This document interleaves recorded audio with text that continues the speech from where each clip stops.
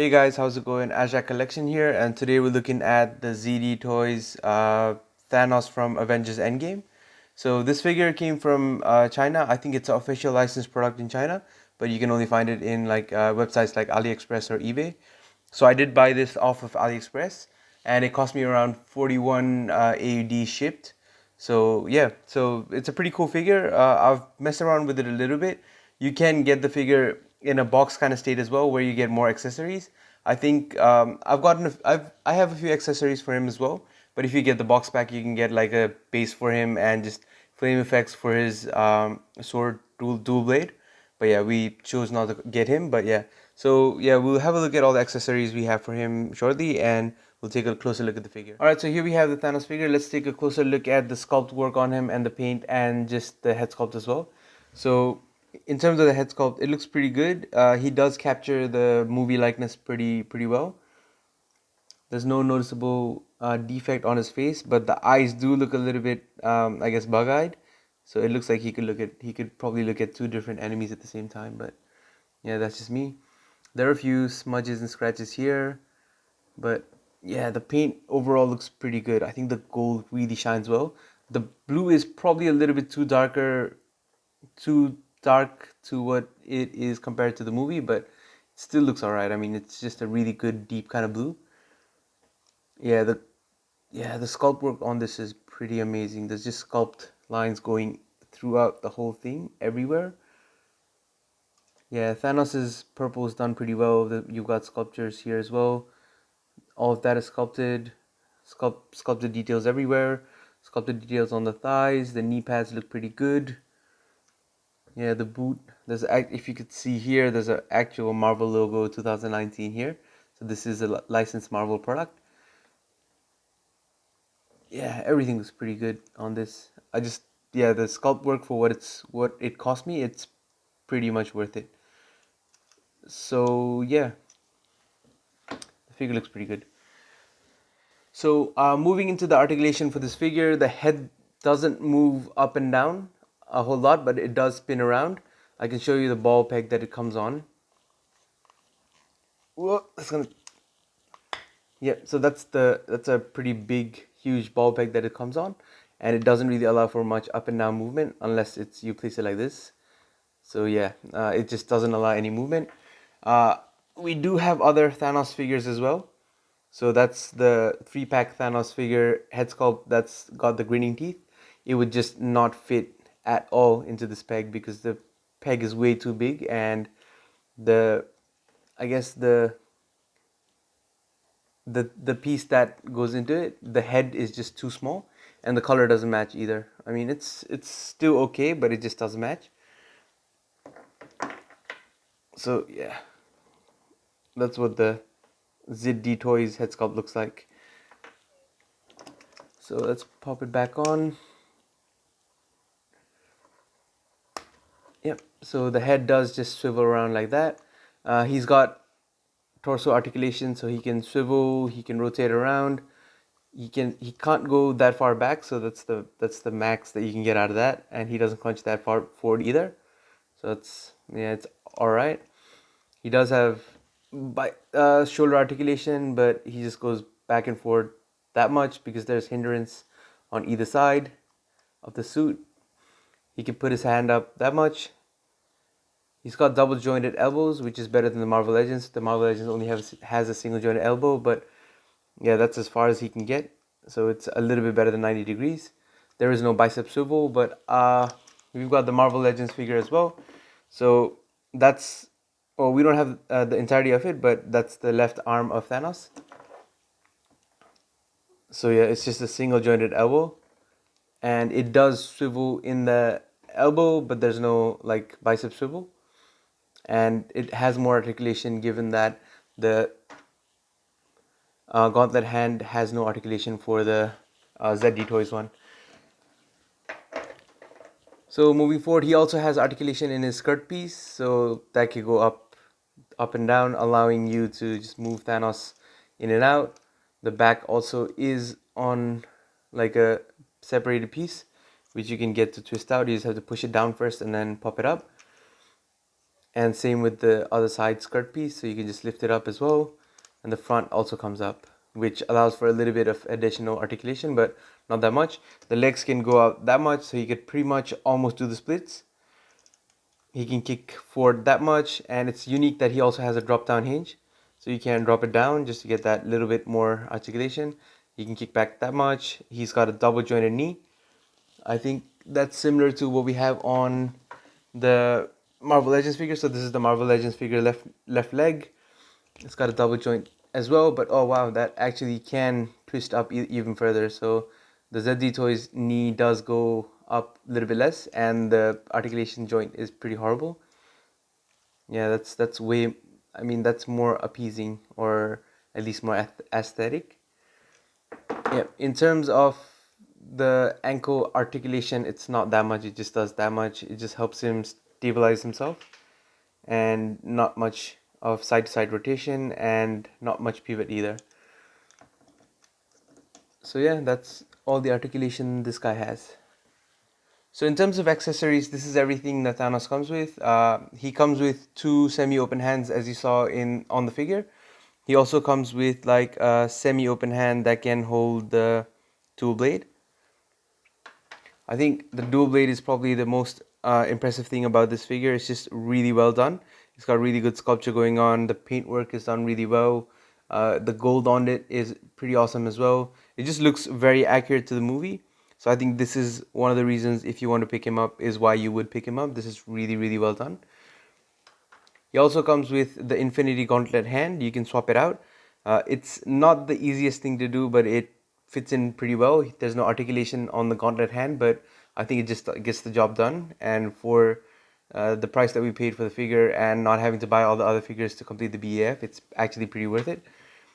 The helmet is a separate piece, but it sits awkwardly, and yeah, that thing that's squishy. It doesn't sit as close as I would like it on Thanos' chin or cheeks. So it's a bit weird, but yeah, I guess for what it is, it's pretty cool. And you can also play with it where he's holding it up on the dual blade. So that looks pretty cool when he's waiting for Thanos, Iron Man, and Captain America. So I think you could do that pretty well. But yeah, this is all the accessories that Thanos comes with.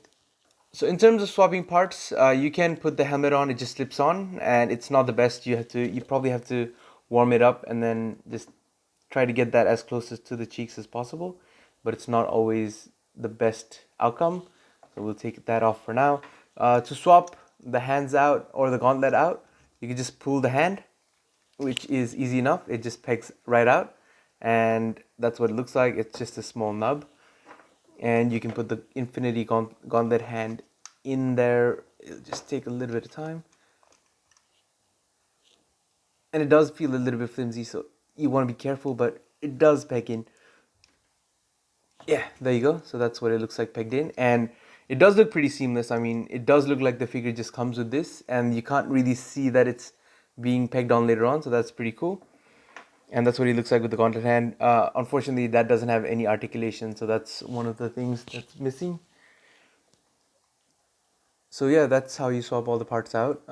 This hand is a little bit difficult to swap out because the peg is too small.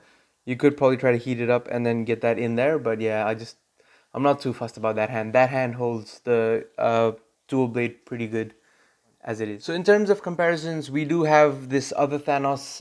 That's you can get him by either building this figure, or you can buy the 3-pack with Iron Man and Doctor Strange. So we got this one in a 3-pack with Doctor Strange and Iron Man. We also did have the Build a Figure, but we sold that one as we had this one, which came with an extra head sculpt. So we just wanted to keep this one. So this is the extra head sculpt that he comes with. So in terms of stature, both the figures are pretty similar. I think this figure is a lot more beefier.